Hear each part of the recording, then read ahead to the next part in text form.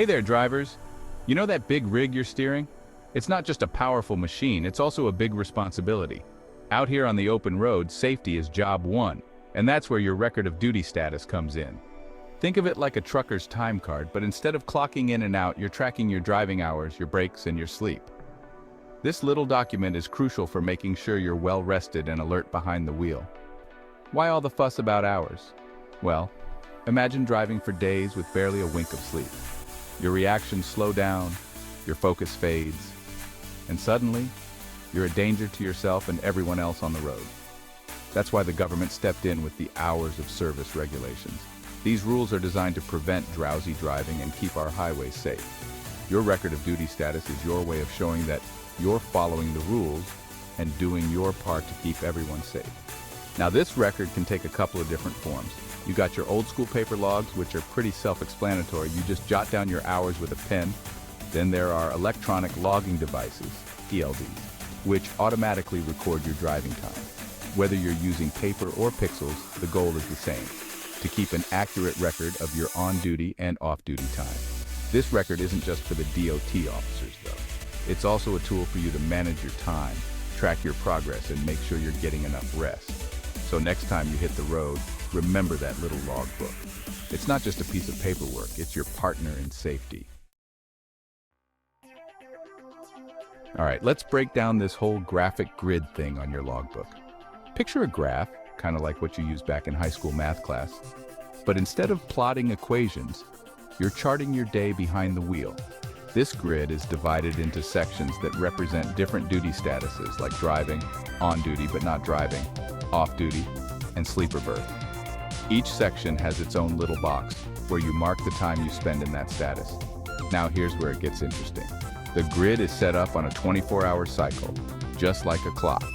The vertical lines represent the hours of the day, and the horizontal lines represent 15-minute intervals.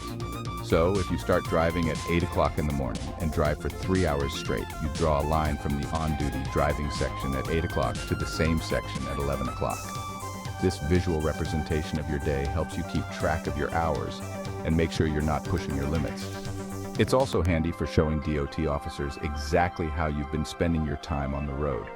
They can glance at your grid and see if you've been taking your required breaks and getting enough rest. The graphic grid might seem a little confusing at first, but once you get the hang of it, it's a pretty straightforward way to keep track of your hours. Just remember, accuracy is key. Every line you draw on that grid represents a chunk of your day, so make sure you're filling it out honestly and completely.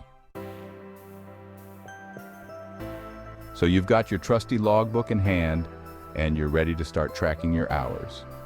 Where do you even begin? Don't worry, it's not as complicated as it might seem. First things first, make sure you've got all the necessary information at the top of the page, like your name, your driver's license number, and the date. This might seem like basic stuff, but you'd be surprised how many drivers forget these simple details. Next, let's talk about those different duty statuses. You've got 4 main ones to keep track of. On duty, driving is pretty self-explanatory. It's when you're behind the wheel and the truck is in motion. On duty, not driving covers all those other times when you're working, but not actually driving, like loading or unloading cargo, inspecting your vehicle, or waiting at a weigh station. Off duty is your time to relax and recharge. Think eating, sleeping, or catching up with family and friends. And finally, there's sleeper berth, which is when you're resting in your truck's sleeper compartment. Now here's the key. You need to account for every single hour of your day on that logbook. Whether you're driving, sleeping, or grabbing a bite to eat, it all needs to be logged accurately. Remember, this isn't just about following the rules. It's about staying safe and alert on the road. If you're using paper logs, make sure you're using a pen with indelible ink. That means it won't smudge or fade over time. And speaking of time, get in the habit of updating your logbook regularly. Don't wait until the end of your shift to try and remember everything you did that day. The more often you update it, the more accurate it will be. Section 4, exceptions to the rules when you can bend the hours. Now I know what you're thinking. Mike, this whole logbook thing sounds like a real pain in the neck. Are there any exceptions to these rules? Well, I'm glad you asked. Just like any good rule book, The hours of service regulations have a few exceptions built in for specific situations. But before you go celebrating, remember that these exceptions are limited and you need to meet certain criteria to qualify. One common exception is the short haul exception. If you're driving within a 150 air mile radius of your work reporting location and you return to that same location within 12 hours, you might be exempt from keeping a logbook. This exception is designed for drivers who make short, local trips and don't spend long hours on the road. Another exception is the adverse driving conditions rule. If you encounter unexpected weather conditions like a snowstorm or a thick fog that significantly slow down your travel time, you can extend your driving hours beyond the normal limits. However, you need to document these adverse conditions in your logbook and be able to justify your decision to keep driving. There are a few other exceptions out there, like the agricultural exception for drivers transporting agricultural commodities and the ready-mix concrete exception for drivers hauling concrete. Each exception has its own set of rules and requirements, so it's important to familiarize yourself with them before you hit the road. Remember, just because an exception exists doesn't mean you should use it every chance you get. These exceptions are designed for specific situations, and it's important to use your best judgment to determine if they apply to your circumstances. Safety should always be your top priority. Section 5. Short hauls and special zones. Driving within the limits. Let's dive a little deeper into those exceptions we talked about, specifically the ones that deal with short distances and special zones. These exceptions can be a real time saver for drivers who make frequent short trips or operate within a limited geographical area. First up, we've got the 150 air mile radius exception. This one's pretty straightforward. If you start and end your workday at the same location and all your driving takes place within a 150 air mile radius of that location, you might be exempt from keeping a logbook. That means you can zip around town, make your deliveries, and call it a day without having to worry about those pesky hours of service limits. But hold your horses. There's a catch. To qualify for this exception, you also need to return to your starting point within 12 hours. So if you're planning on taking a leisurely lunch break or running some errands on your route, make sure you factor that time into your calculations. Now let's talk about the non-CDL short haul exception. This one's a bit more specific and applies to drivers who aren't operating a commercial motor vehicle that requires a commercial driver's license. Think pickup trucks, delivery vans, or even some smaller box trucks. If you're driving one of these vehicles and you stay within a 150 air mile radius of your workplace, you might be exempt from the logbook requirement. But again, there's a caveat.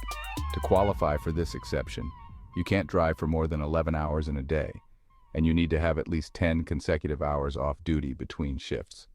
So, even though you might not need a logbook, you still need to keep track of your hours and make sure you're getting enough rest. And Section 6, Logbook Liberation Routes, where you can ditch the paperwork. Now, for those of you who love the open road but hate the thought of filling out paperwork, I've got some good news.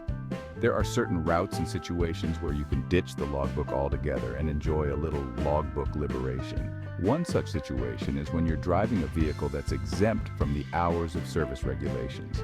These exemptions are typically based on the type of vehicle you're driving or the cargo you're hauling.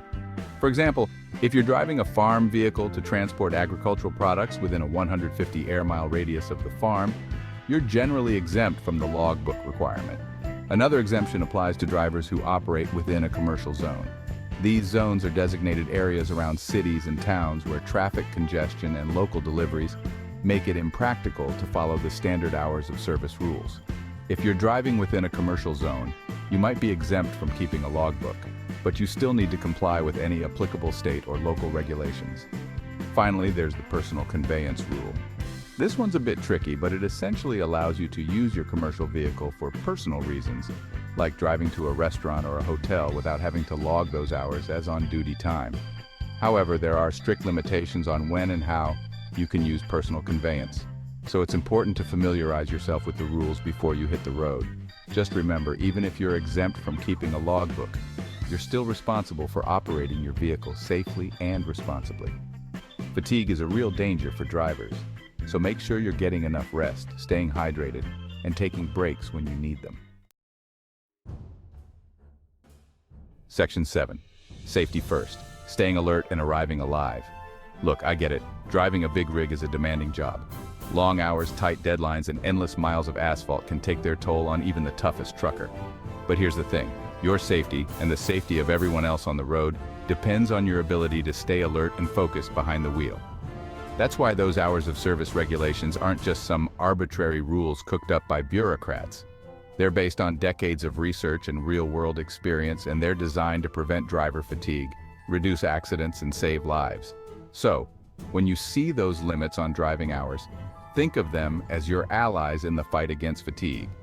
Now, I'm not naive. I know there's pressure out there to push those limits, to squeeze in one more delivery to make up for lost time. But trust me, cutting corners on safety is never worth the risk.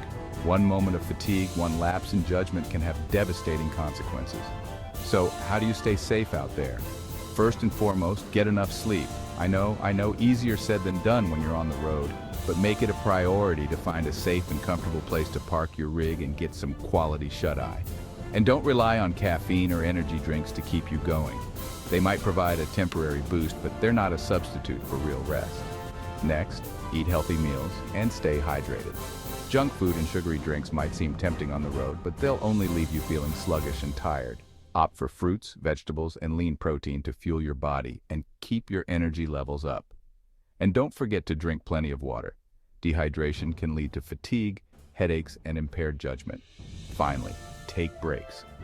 I'm not just talking about those mandatory 30-minute breaks required by the regulations. I'm talking about short, frequent breaks throughout your day to stretch your legs, clear your head, and refocus your mind.